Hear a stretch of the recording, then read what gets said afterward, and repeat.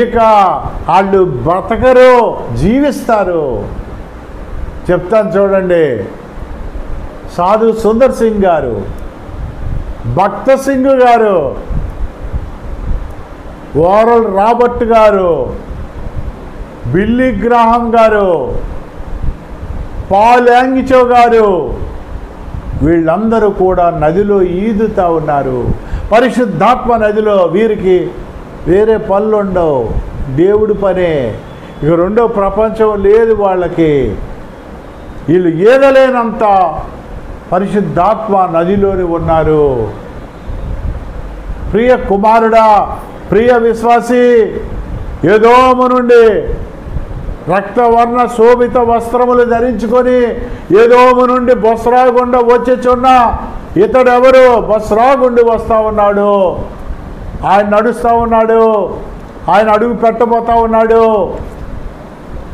సిద్ధపడుతున్నావా? ఇంకా చీలమండలి దాకే ఉందా?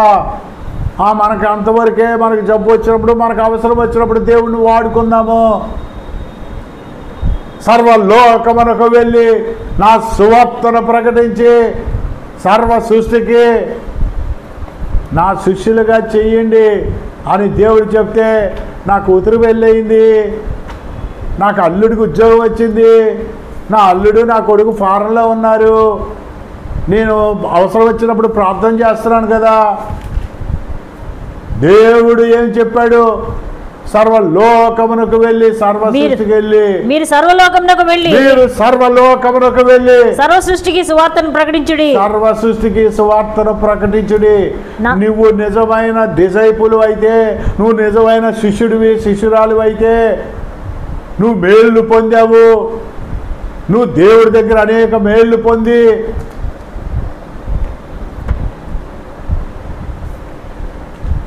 దేవుడిచ్చిన ఆజ్ఞను నెరవేర్చకుండా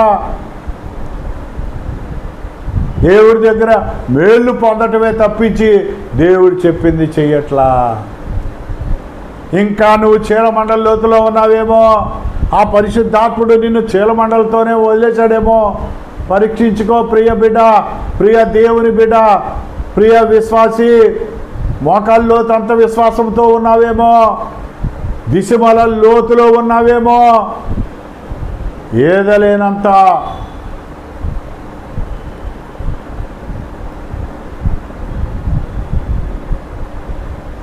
పెద్ద కాకాల్లో పాస్టర్ గారు ఉన్నారు. ఆయన పేరేంటి? పెద్ద గొప్ప దైవజనుడు చనిపోయారు.